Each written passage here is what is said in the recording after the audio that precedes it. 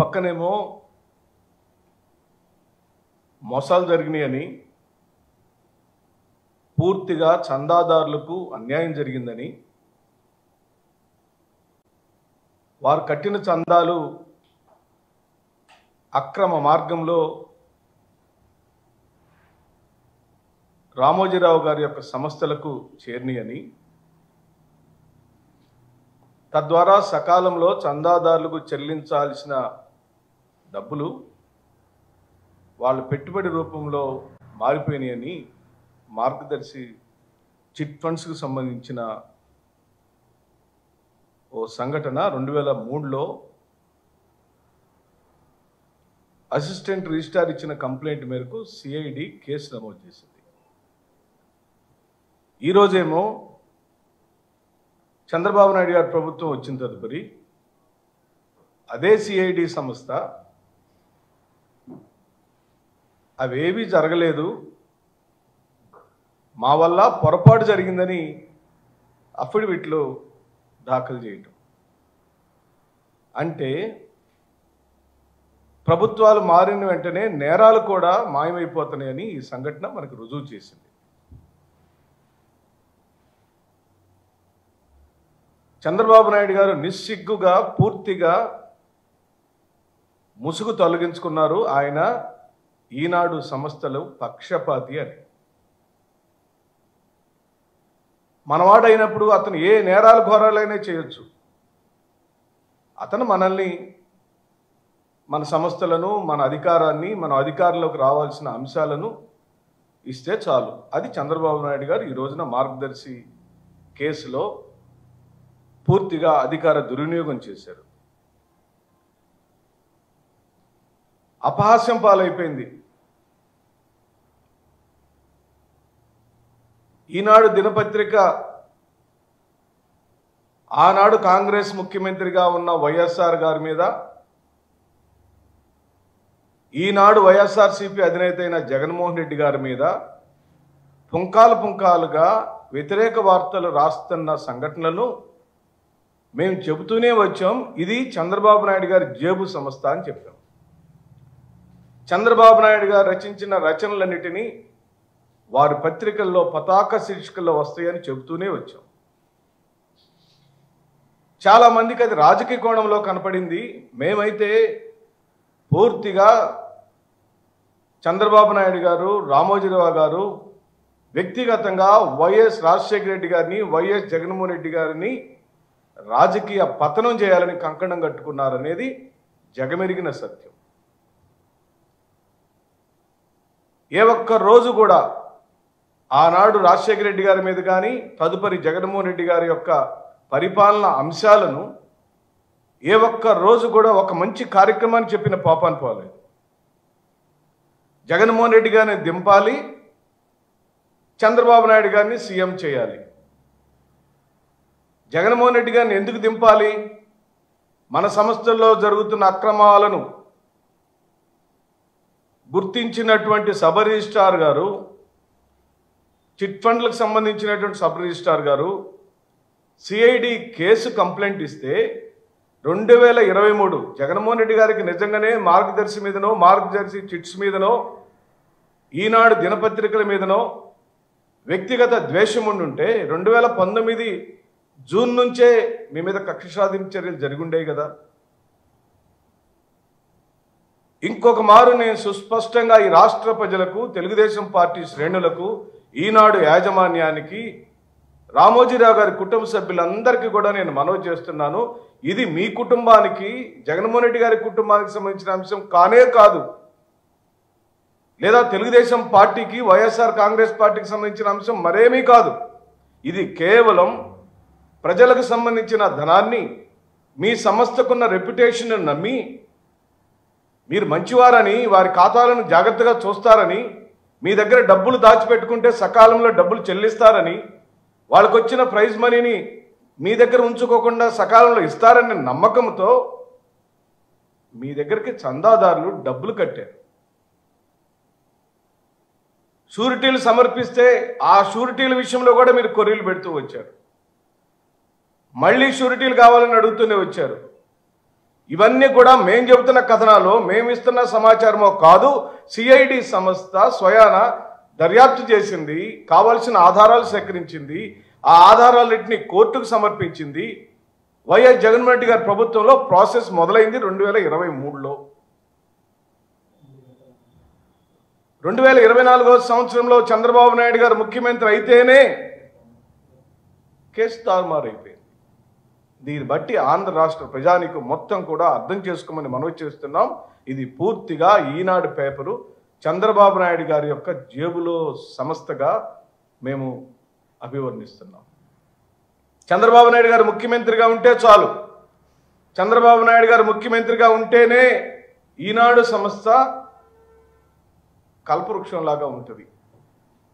చంద్రబాబు నాయుడు గారే ఉండాలి, చంద్రబాబు నాయుడు గారే పరిపాలించాలి, చంద్రబాబు నాయుడు గారి యొక్క ఆధ్వర్యంలోనే వారు చేసే అక్రమాలకు ఈ రోజున పూర్తిగా సంపూర్ణమైన మద్దతు కలుగుతుందని చెప్పి భావిస్తూ ఇది పూర్తిగా క్విట్ ప్రోక్రాగా మేము అభివర్ణిస్తున్నాం. అంటే నేను అధికారంలోకి వస్తే నీ కేసులు మాఫీ చేస్తాను, మరి నువ్వు నా కోసం ఏం చేస్తావు? ఏం చేస్తాను? జగన్మోహన్ రెడ్డి ఏం మంచి పని చేసినా ఆ మంచి పనుల గురించి ఎక్కడా నేను మాట్లాడను. ఆయన్ని దింపటం కోసం పుంకాలుగా అసత్యాలను ప్రచారం చేసి జనంలో ఆయన్ని భ్రష్టు పట్టించడానికి ఏ కార్యక్రమం కావాలని చేస్తాను.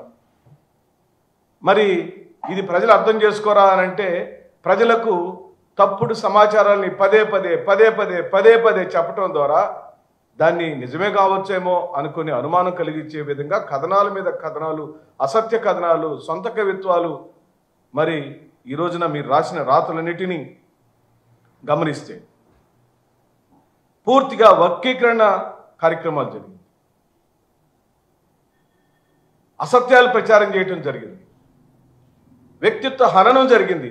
అది వ్యక్తిత్వ హననం ఆనాడు స్వర్గీయ రాజశేఖర రెడ్డి గారైనా, తదుపరి ఆంధ్ర రాష్ట్ర ముఖ్యమంత్రిగా అయిన జగన్మోహన్ రెడ్డి గారి మీదైనా, జగన్మోహన్ రెడ్డి గారి మంత్రివర్గ సభ్యుల మీదైనా, జగన్మోహన్ రెడ్డి గారి ఎమ్మెల్యేలైనా, ఎంపీలైనా, ఎమ్మెల్సీలైనా, చిట్ట చివరకు జడ్పీటీసీలైనా సరే, సర్పంచ్ స్థాయి వాడైనా సరే, వాడు వైఎస్ఆర్ కాంగ్రెస్ పార్టీకి సంబంధించిన వాడైతే వాడు పనికిరాని వాడే, వాడికి పరిపాలన రాదు, వాడు రాజకీయాలకు పనికిరాడు, వాడు అక్రమార్జనలు చేస్తున్నాడు, వాడు దొంగ అంటున్నారు.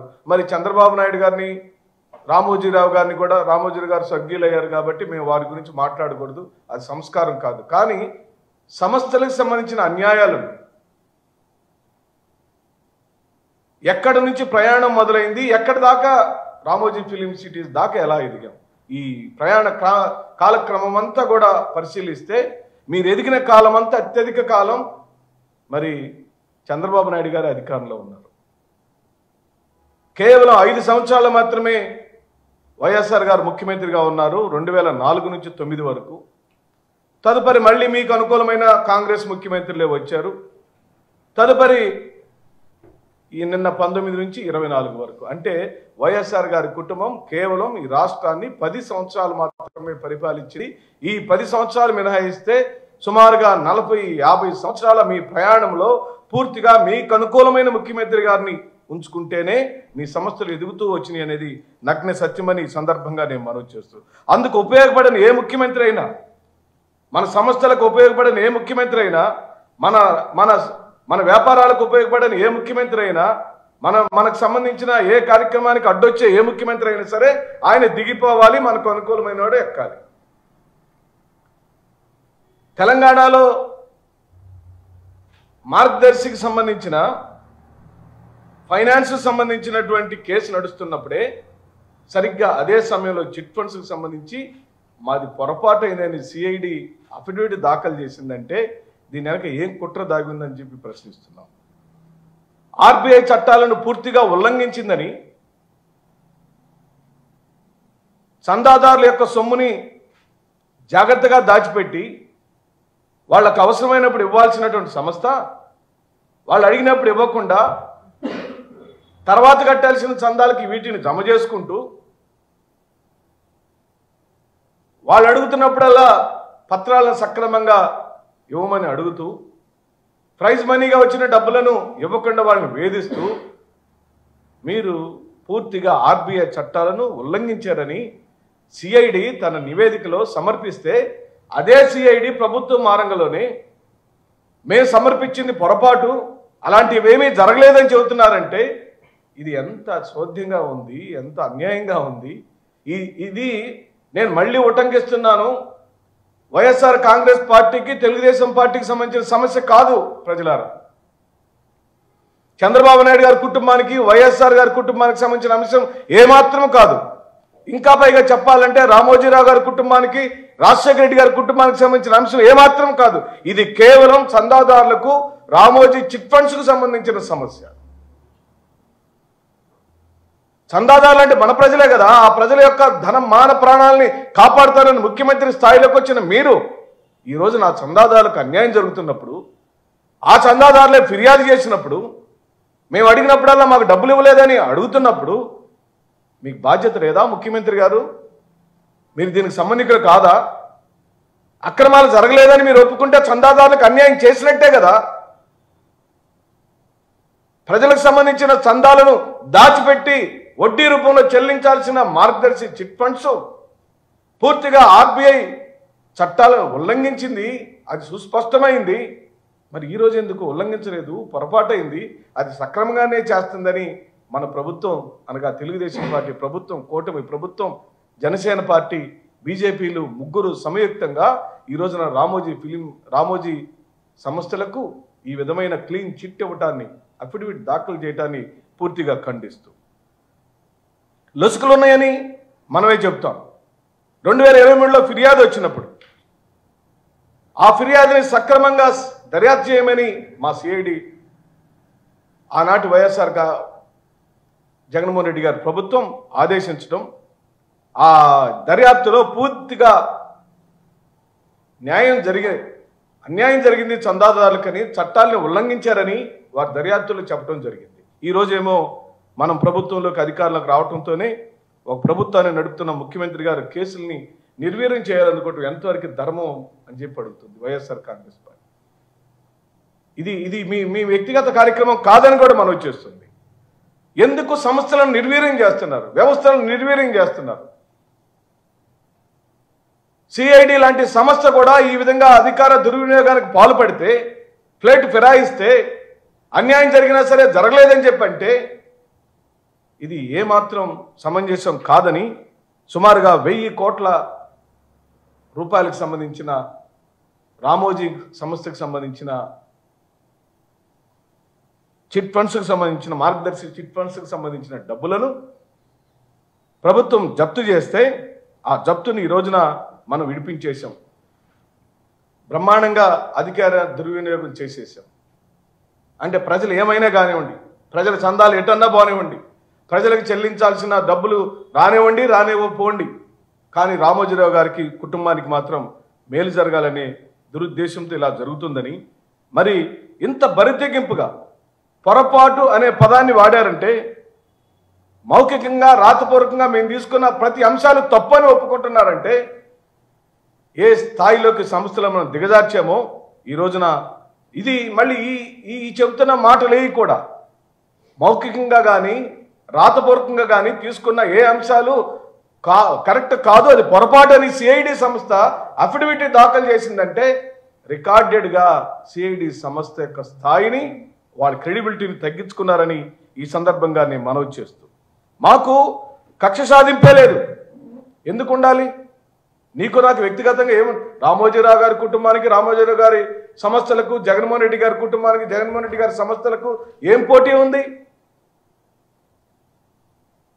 నువ్వు పూర్తిగా తెలుగుదేశం పార్టీకి కొమ్ముగాస్తున్నావని, తెలుగుదేశం పార్టీకి సంబంధించిన నాయకత్వాలను కాపాడుకోవటం కోసం నువ్వు ఏ స్థాయికైనా దిగజారుతావనేది ఈ రోజున మార్గదర్శి చిట్ ఫండ్స్లో చంద్రబాబు నాయుడు గారు నిరూపించుకున్నారని, చంద్రబాబు నాయుడు గారిని ముఖ్యమంత్రిని చేసుకోవడం ద్వారా మార్గదర్శి చిట్ ఫండ్స్కు ఏం న్యాయం జరుగుతుందో అని మేము అనుకున్నామో, మేము చెప్పామో, ఈ రోజున మీరు అధికారంలోకి వచ్చిన వెంటనే మీరు అది నిరూపించుకున్నారని సందర్భంగా నేను మనవి చేస్తూ, ఇది పోనీ ఫిర్యాదు ఒక్క సబ్ రిజిస్ట్రార్ గారు తాగిందా? చందాదారులే కంప్లైంట్ ఇచ్చారు. ప్రియమిత్రులారా, నేను డబ్బులు దాచిపెట్టుకున్నానండి, నా డబ్బులు తిరిగి ఇవ్వట్లేదు, నాకు అవసరమైనప్పుడు నా డబ్బులు నాకు వెనక్కి ఇవ్వటం లేదు, నాకు వడ్డీగా చెల్లించాల్సిన డబ్బులు ఇవ్వటం లేదు, నన్ను షూరిటీల పేరుతో పదే పదే ఇబ్బంది పెడుతున్నారని వాళ్ళు ఇచ్చిన వాంగ్మూలాలని ఆనాడు రికార్డ్ చేసింది సిఐడి. అంటే ఆ రోజు చేసిన ఇన్వెస్టిగేషన్ అంతా, దర్యాప్తు అంతా చెత్త అని సిఐడి ఒప్పుకుంటుంది. అంటే ఈ రోజున ప్రభుత్వం మారటంతోనే మనవాడు కనుక నేరం చేసి ఉంటే, వాడు ఒక మర్డర్ చేసినా, లేదా దోచుకున్నా, బ్యాంకు దోపిడీ చేసినా, లేకపోతే ఇంకోటి ఏదైనా చేసినా, వాడు మనవాడైతే రేపు ప్రభుత్వం రావడంతోనే మనం వాడిని కాపాడాలి.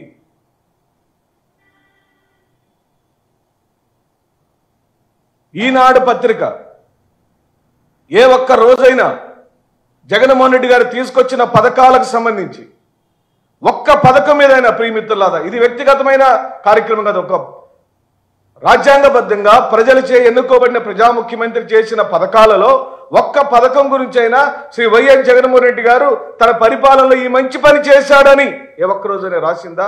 ఏ రోజు పేపర్ తీసి చూసినా మనకు కనపడేది కేవలం జగన్మోహన్ రెడ్డి గారి యొక్క వ్యతిరేక వార్తల పరంపరే.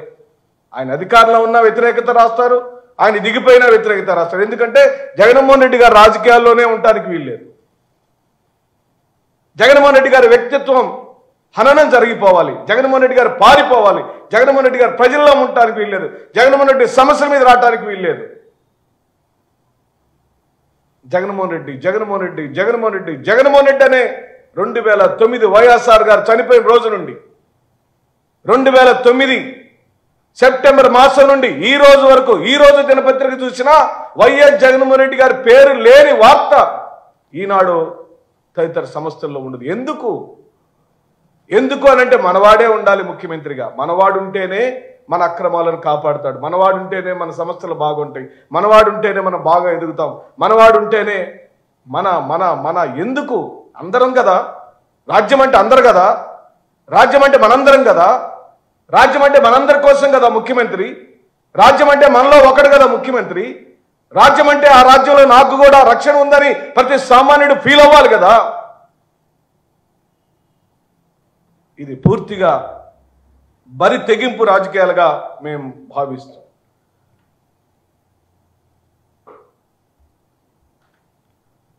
అందుకే మేము మరొకసారి నేను పూర్తిగా తెలుగుదేశం పార్టీ శ్రేణులకు, తెలుగుదేశం పార్టీ నాయకత్వాలకు, రాష్ట్ర ముఖ్యమంత్రి గారికి మేము మనవి చేస్తున్నాం.